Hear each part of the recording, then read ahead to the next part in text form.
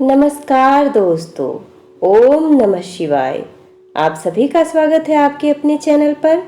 दोस्तों, परशुराम द्वादशी व्रत भगवान विष्णु के छठे अवतार भगवान परशुराम को समर्पित है।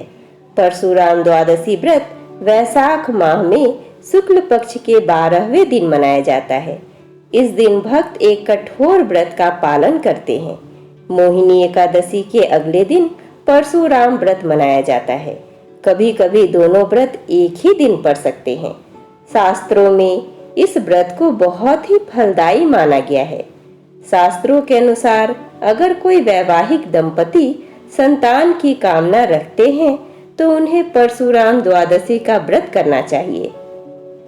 ऐसे में दोस्तों, आज के वीडियो में हम परशुराम द्वादशी की व्रत कथा, पूजन विधि, इसका क्या महत्व है और साथ ही साथ भगवान परशुराम से जुड़ी विशेष बातें और कैसे मिला भगवान परशुराम को अमृतत्व का वरदान, पिता के मृत्यु का वियोग, क्षत्रियों के विध्वंस की प्रतिज्ञा, माना जाए तो आज के वीडियो में हम परशुराम के समस्त जीवनी पर प्रकाश डालेंगे। उम्मीद करती हूँ कि आज का यह वीडियो आपको जरूर पसंद आएगा। अगर आज का वीडियो आपको पसंद आता है तो प्लीज़ इसे ज़्यादा से ज़्यादा लाइक और शेयर करिए। और अगर आपने हमारे चैनल को सब्सक्राइब नहीं किया है तो प्लीज़ इसे सब्सक्राइब कर लीजिए। हम इसी तरह की वीडियो आप सभी के लिए लेकर आते रहेंगे। तो चलिए दोस्तों, हम सुनते हैं कि परशुराम द्वादशी का क्या महत्व है। भगवान परशुराम को भगवान विष्णु के छठे अवतार के रूप में माना जाता है। इनकी माता का नाम रेणुका था। भगवान परशुराम त्रेता युग और द्वापर युग के दौरान रहे। शास्त्रों के अनुसार भगवान परशुराम को चिरंजीवी या अमर माना जाता है। भगवान परशुराम ने भगवान शिव को प्रसन्न करने के लिए कठोर तपस्या की और उनकी तपस्या से प्रसन्न होकर भगवान शिव ने उन्हें दर्शन दिए और परशु प्रदान किए। भगवान शिव ने परशुराम को कलारीपयट्टू नामक कला का भी प्रशिक्षण दिया। 2 विशाल महाकाव्य महाभारत और रामायण में भीष्म, द्रोण और कर्ण के गुरु के रूप में उनकी महत्वपूर्ण भूमिकाओं को परिभाषित किया है। परशुराम एक महान योद्धा थे। वो हमेशा भगवा वस्त्र धारण करते थे। उन्होंने भगवान शिव से भार्ग वस्त्र अर्जित किया था। परशुराम ने भगवान शिव से युद्ध के गुण भी सीखे थे। मान्यताओं के अनुसार परशुराम द्वादशी के दिन किए गए पुण्य का प्रभाव कभी खत्म या समाप्त नहीं होता है। विशेष रूप से ब्राह्मणों के लिए परशुराम द्वादशी का बहुत महत्व होता है। अब हम भगवान परशुराम से जुड़ी विशेष बातों पर ध्यान देंगे। भगवान परशुराम द्वादशी का पर्व पूरे देश में बहुत ही धूमधाम के साथ मनाया जाता है। भगवान परशुराम ऋषि ऋश्चिक के पौत्र थे और इनके पिता का नाम महर्षि जमदग्नि था। भगवान परशुराम की माता का नाम रेणुका था। भविष्य के असर से भगवान परशुराम ब्राह्मण पुत्र होते हुए भी क्षत्रिय कहलाए। भगवान परशुराम भगवान शंकर के बहुत बड़े भक्त हैं। भगवान भोलेनाथ ने ही परशुराम की तपस्या से प्रसन्न होकर उन्हें एक अमोघ अस्त्र परशु प्रदान किया था। भगवान परशुराम का वास्तविक नाम राम था, पर हाथ में परशु धारण करने की वजह से ये परशुराम के नाम से प्रसिद्ध हुए। अब चलिए दोस्तों, हम भगवान परशुराम को अमृतत्व का वरदान कैसे मिला वह जानते हैं।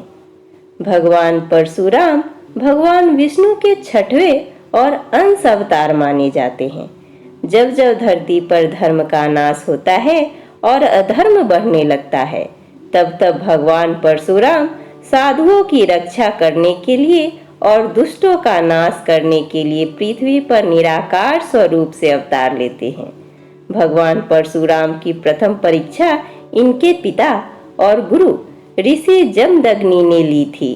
परशुराम जी की माता इक्ष्वाकु वंश के राजा राजा रेणुका की पुत्री थी।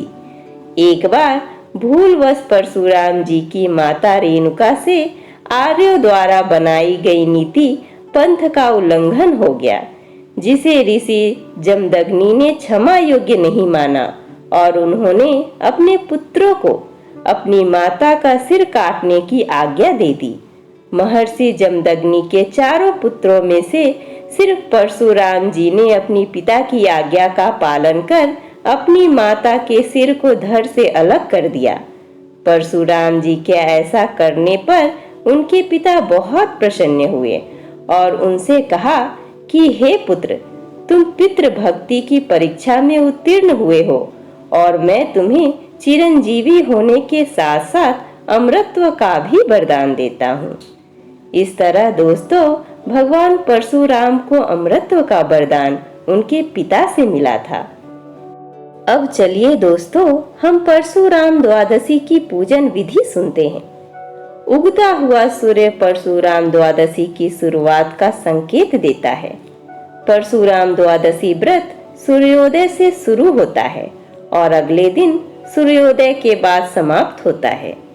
स्नान करने के बाद उपवास शुरू होता है। परशुराम भगवान विष्णु के ही अवतार हैं।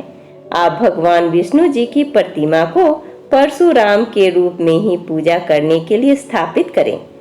मान्यताओं के अनुसार व्रत का पालन करने वाले व्यक्ति रात भर जागकर भगवान परशुराम का ध्यान करते हैं, परंतु संभव न हो तो आप संध्या काल में एक बार पूजन अवश्य करें।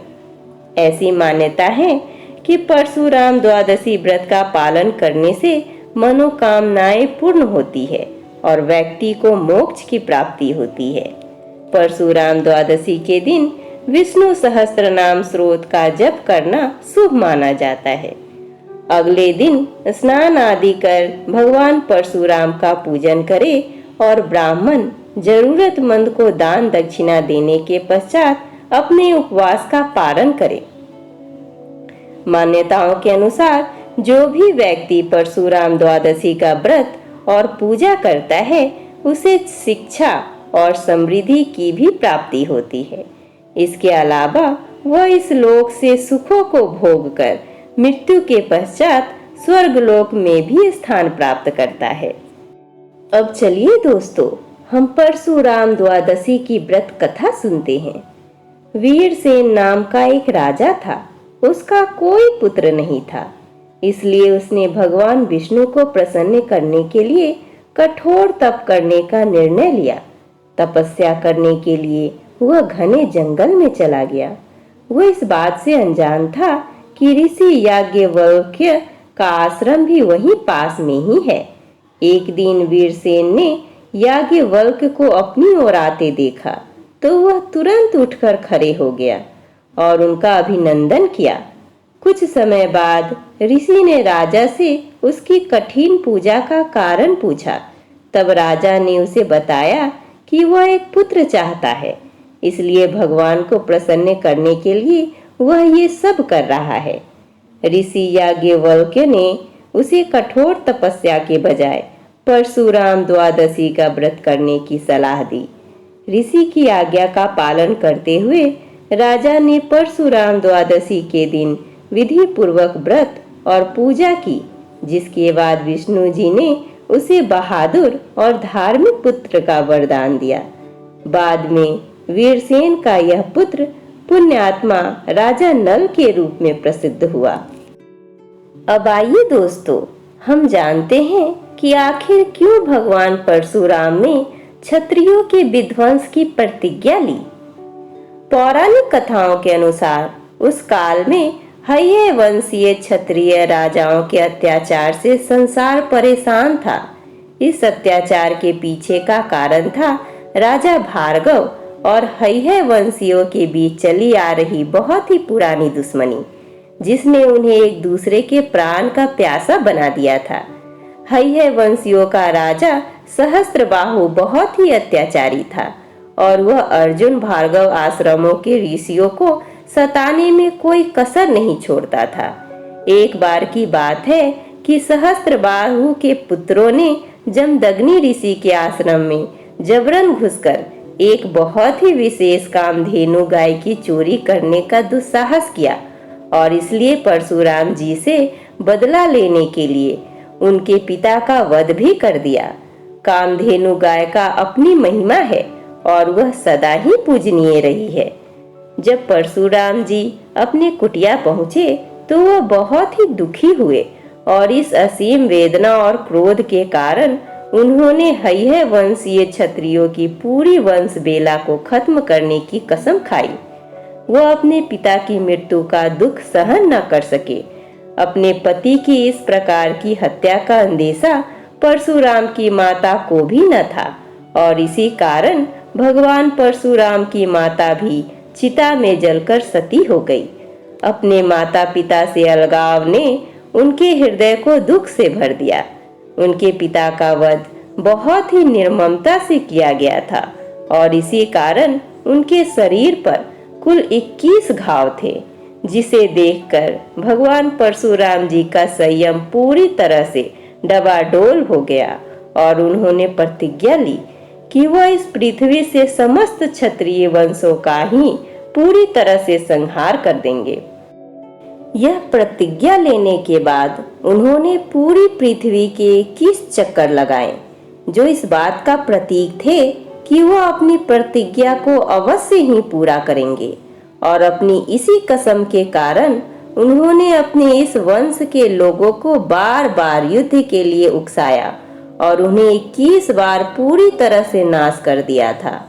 और तभी से इस प्रकार की भ्रांतियां भी चली आ रही है कि भगवान परशुराम ने पृथ्वी पर से क्षत्रियों का पूरी तरह से नाश कर दिया था, किंतु कुछ ज्ञानी कहते हैं कि उन्होंने महिलाओं का वध नहीं किया था और इसी की वजह से उनका वंश चलता रहा। और इस बात का प्रतीक है कि भगवान परशुराम महिलाओं का कितना सम्मान करते थे। भगवान परशुराम जी ने क्षत्रियों के रक्त से कुरुक्षेत्र में 5 बड़े बड़े कुंड भर दिए थे और इसी रुधिर से परशुराम जी ने अपने पितरों का तर्पण किया। उनके असीम क्रोध को देखते हुए उस समय ऋश्चिक ऋषि साक्षात उनके सामने प्रकट हुए और उन्हें समझाने का प्रयास किया। उन्होंने परशुराम जी को ऐसा न करने के लिए कहा। उन्होंने उनसे कहा कि यह धर्म नहीं है। इसके बाद उन्होंने ऋत्विजों को दक्षिणा में समस्त पृथ्वी प्रदान की। ब्राह्मणों ने कश्यप जी की आज्ञा से ही उस वेदी को विभिन्न खंडों में बांट लिया और इसी कारण वे ब्राह्मण जिन्होंने वेदी को आपस में बांट लिया था उनको खांडवायन के नाम से जाना जाने लगा। दोस्तों, यह है भगवान परशुराम के जीवन की पूर्ण कथा।